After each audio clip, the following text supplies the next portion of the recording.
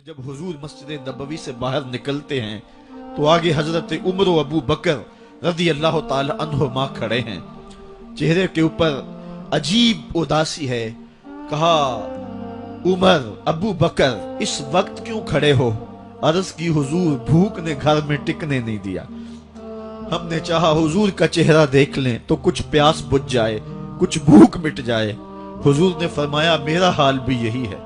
جس چیز نے تجھے گھروں سے نکالا ہے وہی چیز مجھے گھر سے نکال لائی ہے. چلتے ہوئے حضرت ابو ایوب انصاری کے گھر کے قریب سے گزرے.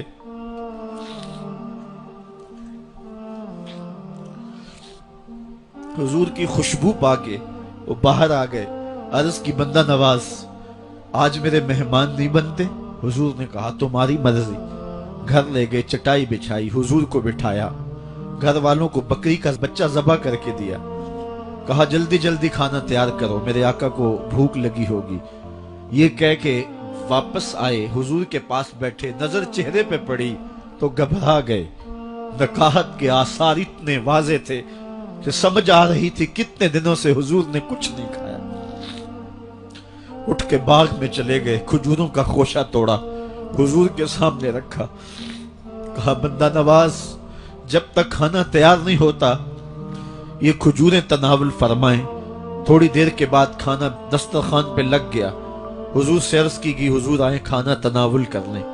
حضور نے دسترخوان پر تشریف فرما ہو کر کے حضور نے کپڑا اٹھایا تو حضور نے جب دیکھا کہ کھانا ہے تو حضور نے ایک روٹی لی اور چند بوٹیاں اٹھائیں اور ایک خادم کو بلا کر کے کہا جاؤ ہمارے گھر دے آؤ، میری بیٹی فاطمہ کتنے دنوں سے بھوکی.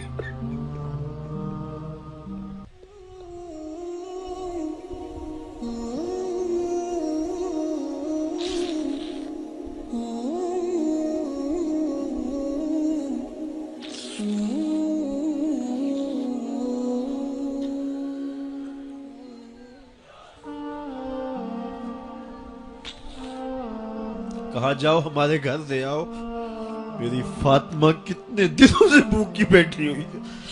مال کے کونین ہیں گو پاس کچھ رکھتے نہیں، دو جہاں کی نعمتیں ہیں ان کے خالی ہاتھ میں. آپ کو پتا ہوگا کہ جب میرے رسول کا انتقال ہوا ہے، حضور کا وصال ہوا ہے، تو حضور کی ایک زرہ ایک یہودی کے گھر میں گروی رکھی ہوئی تھی. حضور نے زرہ رکھ کر کے اس سے قرض لیا ہوا تھا.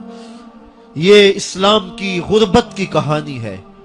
اور پھر اللہ نے اسلام کو امارت